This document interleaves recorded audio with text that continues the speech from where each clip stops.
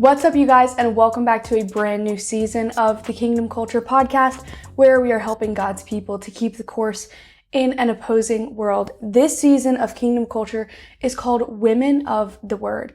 And in this season of the Kingdom Culture podcast, we are shining a light on some of the most overlooked yet dynamic women in Scripture. And these are women who are fearless leaders or faithful mothers or bold disciples. And these women helped shape history, advance God's kingdom, and even modeled what it means to follow Him with courage and also conviction. And so each of these episodes are going to unpack the stories of how they lived, the culture that they lived in, and the powerful lessons that we can also learn from their faith even today.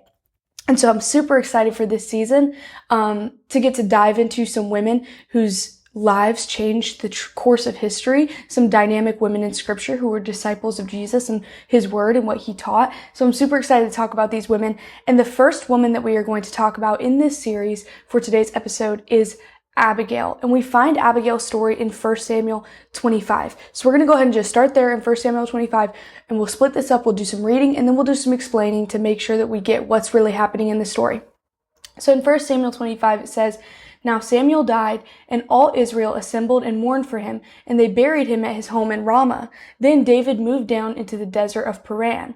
A certain man in Maon, who had property there at Carmel, was very wealthy. He had 1,000 goats and 3,000 sheep, which he was shearing in Carmel. His name was Nabal, and his wife's name was Abigail. She was an intelligent and beautiful woman, but her husband was surly and mean in his dealings. He was a Calebite." Now, a couple things to break down in this passage. The people that we're being introduced to, Abigail and Nabal. Abigail is married to this man named Nabal, and historically, the name Nabal actually means the word fool, okay? And so we get a little bit of background by knowing that about him, but what's also interesting is it tells us that he was shearing his sheep, and by him doing this, it actually signifies that they are in preparation for the upcoming festival that's going to be happening, okay? So next it says, "While David was in the wilderness, he heard that Nabal was shearing sheep. So he sent 10 young men and said to them, 'Go up to Nabal at Carmel and greet him in my name. Say to him, long life to you, good health to you and your household, and good health to all that is yours.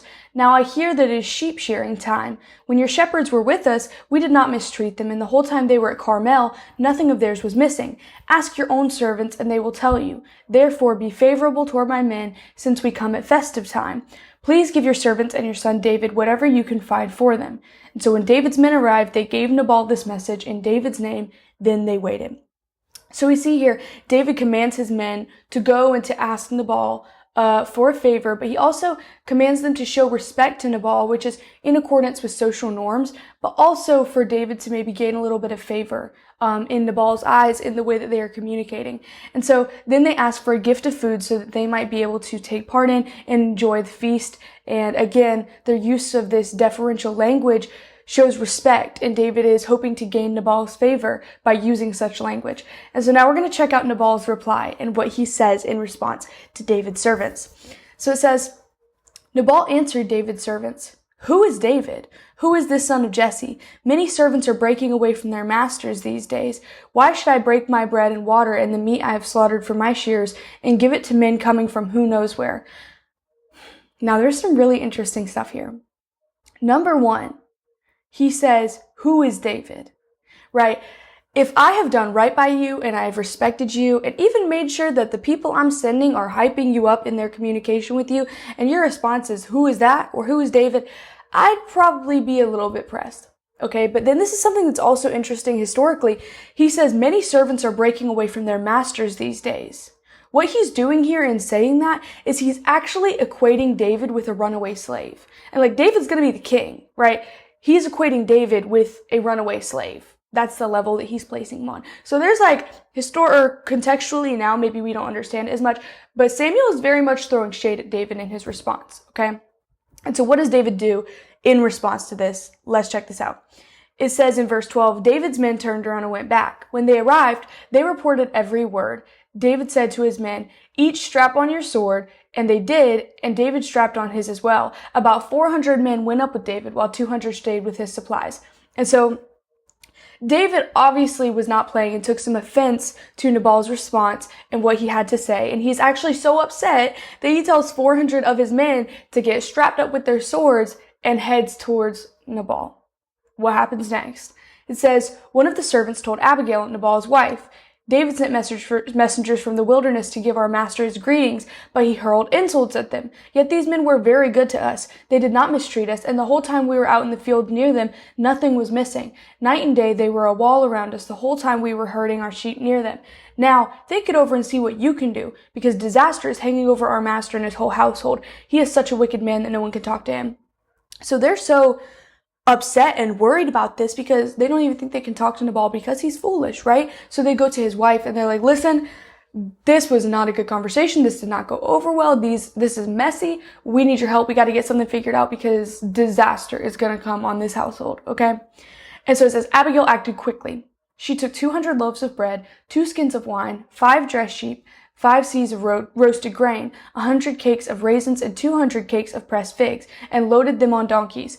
Then she told her servants, go on ahead, I'll follow you. But she did not tell her husband Nabal.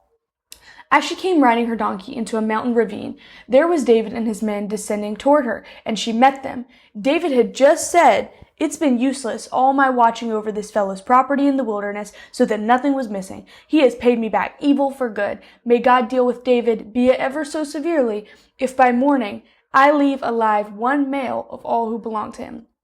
So David's got a plan to mess some stuff up over at Nabal's estate, okay? He's on his way. He's really upset. He's very frustrated, and he's got his men strapped up. Like, he has a plan to not handle this in a peaceful way, okay?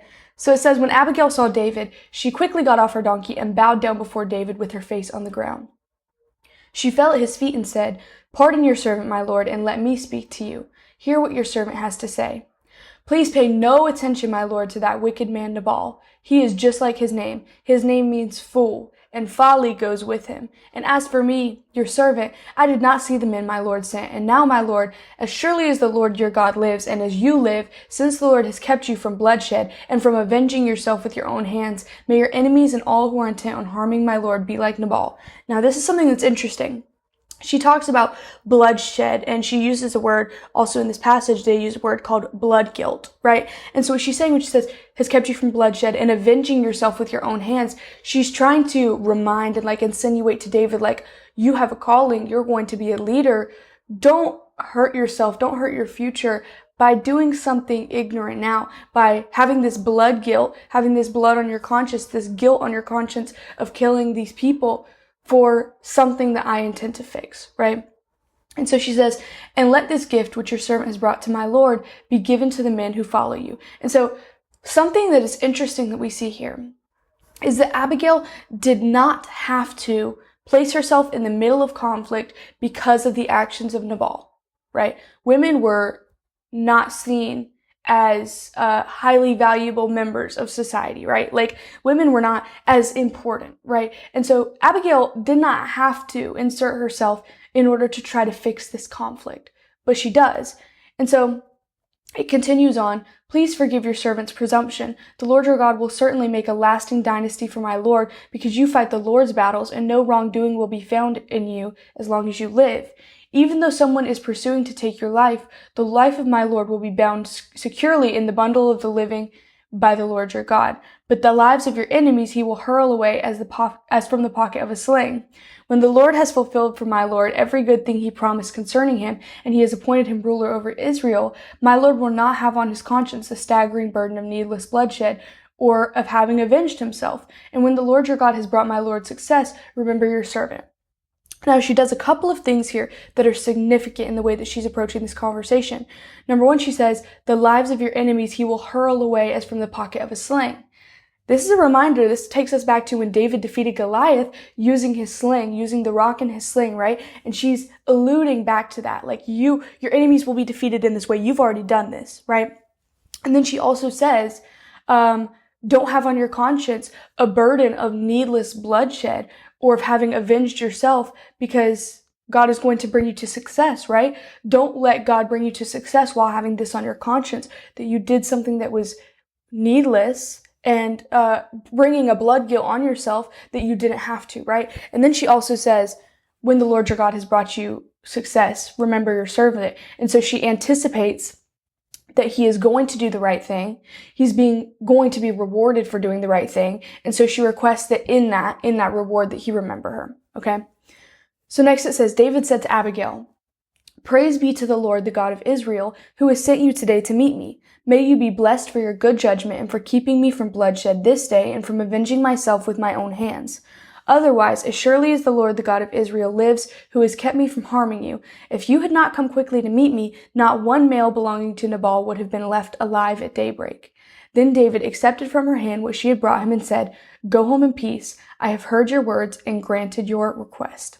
And so David sees this interception from Abigail as like a divine intervention that keeps him from avenging himself. It keeps him from going and seeking out revenge on Nabal. And so after this, Abigail has to go back home. And so what happens next? It says, when Abigail went to Nabal, he was in the house holding a banquet like that of a king. He was in high spirits and very drunk. She told him nothing at all until daybreak. Then in the morning, when Nabal was sober, his wife told him all these things, and his heart failed him, and he became like stone. Okay? About 10 days later, so at this point his heart failed him, but he's not dead. About 10 days later, the Lord struck Nabal, and he died. When David heard that Nabal was dead, he said, "Praise be to the Lord who has upheld my cause against Nabal for treating me with contempt. He has kept his servant from doing wrong and has brought Nabal's wrongdoing down on his own head." Then David sent word to Abigail, asking her to become his wife. His servants went to Carmel and said to Abigail, "David has sent us to you to take you to become his wife." She bowed down with her face on the ground and said, "I am your servant and am ready to serve you and wash the feet of my Lord's servants." Abigail quickly got on a donkey and, attended by her 5 female servants, went with David's messengers and became his wife. Okay, David also married other women, the daughter of Saul, and all these other women, right? Like David had multiple other wives, but he asked Abigail to marry him as a result of this whole interception, right? And so there's some really important parts of Abigail's story that we can take away from it, but we can also apply to ourselves that I find really empowering as a woman of the word. And so number one is her discernment. David was, if we look at it, David was absolutely enraged after Nabal, her husband, insulted him by refusing him any form of hospitality. And so David set out with these 400 men ready to wipe out his entire household, right? We see that Abigail immediately discerned the danger that was coming for them and acted quickly. And she did not freeze up or just ignore it. She actually took initiative onto herself to prevent unnecessary bloodshed. And this shows something about Abigail that I find really interesting and unique, is that she had this incredible wisdom under pressure, right? And I read Abigail's story for the first time as a younger girl, and I was shocked by how wise she was in a situation like this. And it actually has encouraged me as I've gotten older to pray for wisdom under pressure, because I think that there's a difference between having everyday wisdom and knowing how to handle different situations that we handle daily, but there's a difference between that and high stress situations and wisdom under pressure. And that's something that Abigail displayed. Like, when I'm under pressure, I be acting crazy, y'all. Like, I find it very difficult to practice wisdom under pressure when I'm under pressure, because sometimes we're reactive, right? Not proactive.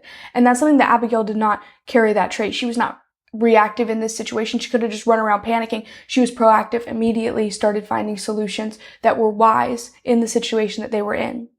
And so the next thing that we see about Abigail is her generosity and her humility. She prepared a generous gift of food and supplies like bread, wine, sheep, roasted grain, figs, raisins, and then rode out to meet David herself.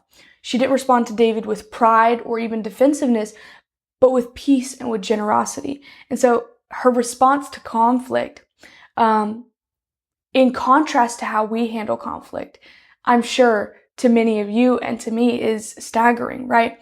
And so I wonder how would our response to conflict contradict the way that Abigail responded, and how would it look for us if we shifted the way that we respond in times of conflict and had wisdom under pressure? And the next thing that we see is her peacemaking words.